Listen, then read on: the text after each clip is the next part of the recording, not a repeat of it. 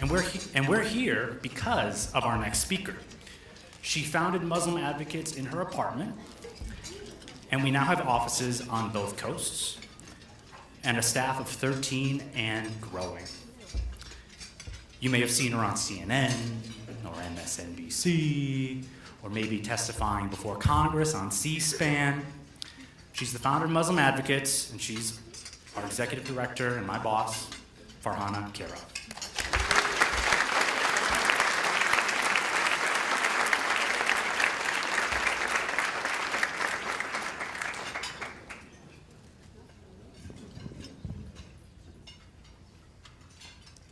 Assalamu alaikum. Good evening. Thank you all so much for joining us. It was almost a year ago when we last gathered. Donald Trump had just been elected president. And I shared with you some of my hopes and my fears. Immediately after the election, I thought about the treatment of Japanese Americans during World War II and the response of civil society at that time. Civil society, including government officials, the general public, and even lawyers, were largely silent. As we were facing the beginning of the Trump administration, I was fearful that the Muslim community would face a similar fate, that too many of our fellow Americans would be too scared to stand up to the most powerful person in the world. So you can imagine my surprise when on January 28th, less than 24 hours after now President Trump issued his first Muslim ban, there weren't just a few or a dozen, but literally thousands of our fellow Americans who swarmed to the nation's airports. A few days later, then acting U.S. Attorney General, the highest law enforcement official in our country, Sally Yates, in an act of uncommon courage, would refuse to defend the Muslim ban in court. She would be promptly fired and promptly written into our history books. Today, she's a hero of mine and of millions of Americans.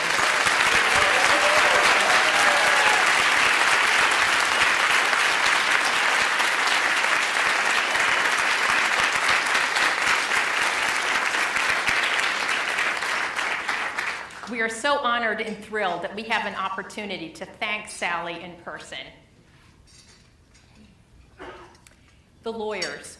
This time, the lawyers showed up in droves, offering legal assistance for free.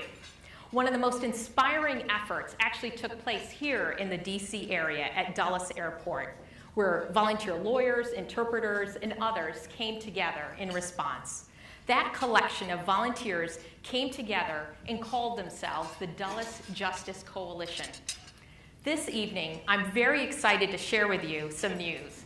Muslim Advocates has entered into a strategic partnership with the Dulles Justice Coalition.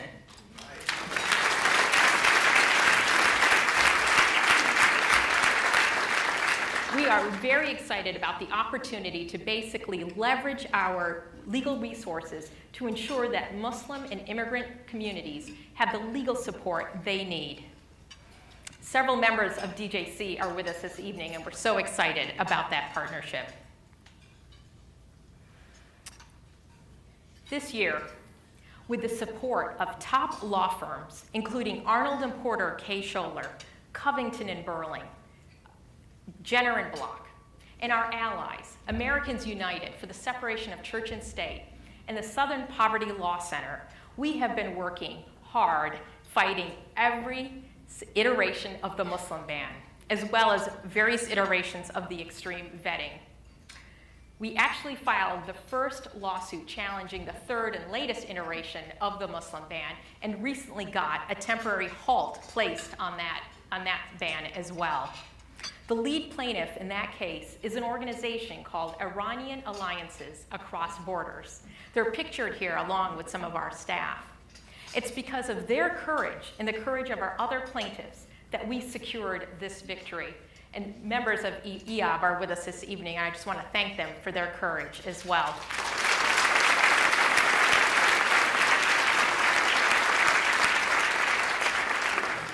So while the Muslim ban fight is far from over, I am glad that my initial fears were proven wrong.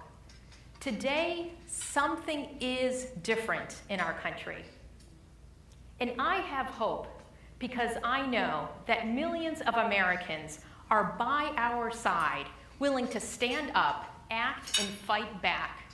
Some even heroes among us who have given up their lives for our freedom.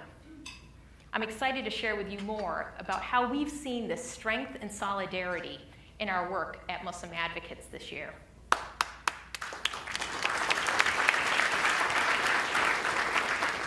The legal community has really stepped up. It was early February, and the first Muslim ban case was making its way to the Federal Appeals Court for the very first time, and it was moving on a very fast schedule. The government had filed an appeal on a Saturday night. Briefs from other parties were due on Monday afternoon. So the next day, I called a partner at the law firm of Arnold and Porter Case-Scholer, Dan Cantor. It was Super Bowl Sunday. Yep. A day when obviously most Americans are with their family and friends watching this great American pastime. So I reached out to Dan, and Dan didn't hesitate. He immediately went to work and put together a team of lawyers who literally worked around the clock, including a litigator who was based in Shanghai, China, to help us file that brief within 24 hours.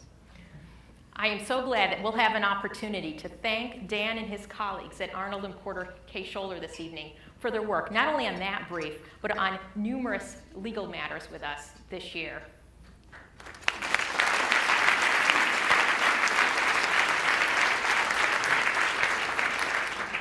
But it's not just the Muslim ban and extreme vetting. The environment of hate and discrimination that's targeting American Muslims is raising its ugly head in many different ways. Dean Abdullah is an American Muslim comedian and CNN contributor. This year, he was targeted by the most viewed neo-Nazi website, the Daily Stormer. They fabricated tweets to make it look like Dean was saying he was a member of ISIS and that he was claiming responsibility for the horrific attacks in Manchester, England, earlier in the year. But they didn't stop there. They actually posted and promoted posts that were threatening Dean. This is just one of several threatening posts. So Dean reached out to us and asked for legal help.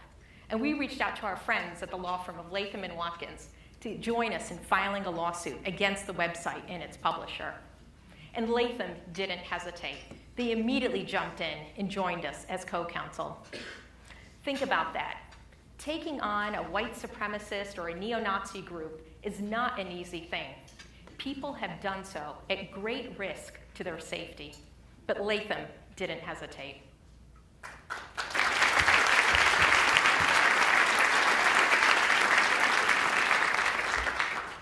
So lawyers have really stepped up. You know who else has really shown up? Corporations. At a time when many Americans are feeling fearful, so many corporations have been acting like our nation's moral conscience.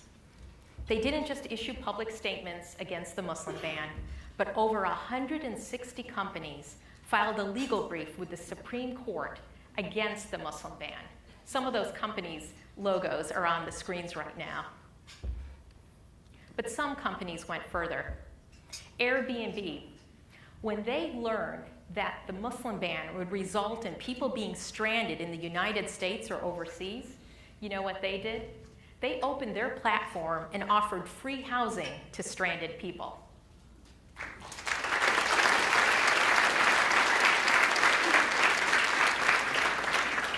And they didn't stop there. This summer, when they learned in advance that the organizers of the hate rally in Charlottesville were planning to use Airbnb for accommodations of the rally attendees, they booted them off their platform.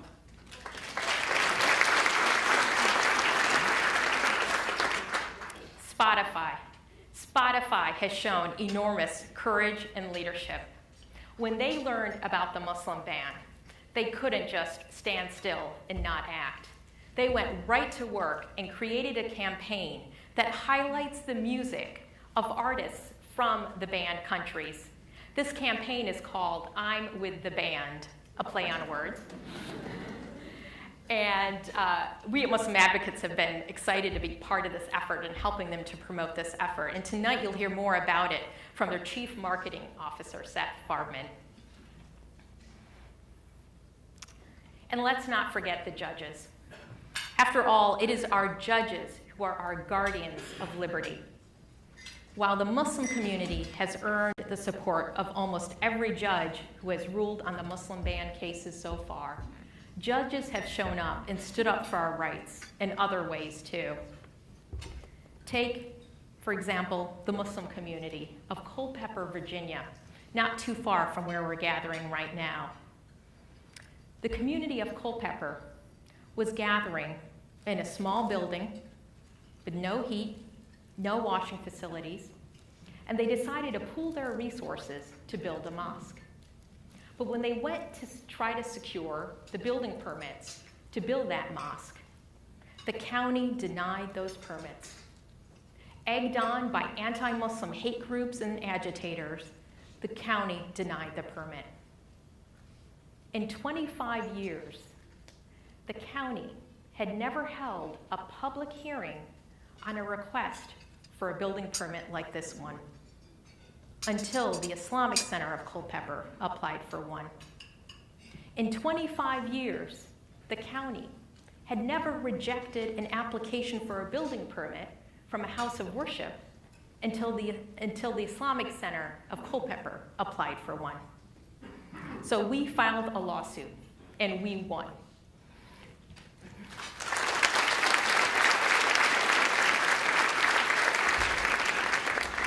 And now, today, the Islamic Center of Culpeper has been hard at work putting its plans together, and inshallah, next year they will have a mosque that they can worship in.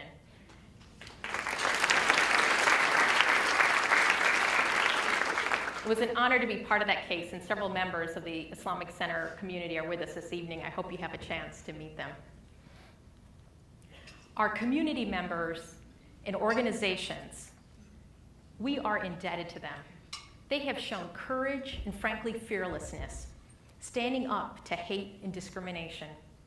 Some even, like the community of Islamburg, New York, facing threats from people to kill and attack their children and families. Tonight we'll be honoring the community of Islamburg, and you'll hear more about their courage and their leadership during this difficult time. So I've shared with you stories of courage, of heroics, from government officials, business leaders, lawyers, and everyday Americans. I have one final lesson I want to share with you that I've learned this year, frankly, every day this year. And that is, we have a tremendous community that we are thankful for. We are so grateful for the tremendous allies, partners, law firms who've stood up and have been working with us side by side. We are thankful for our dedicated and talented staff who are working tirelessly every day for your rights. And finally, we are thankful to each and every one of you, our supporters. You've made this work and this progress possible. You know, when we met a year ago, I talked about how we were entering a moment that was going to call on each of us to do more, dig deeper, grow stronger. And you've allowed us to do that. This year, we've hired more lawyers, we've hired a legal assistant, public advocacy director, digital team, and we've opened an office in Washington, D.C. And that greater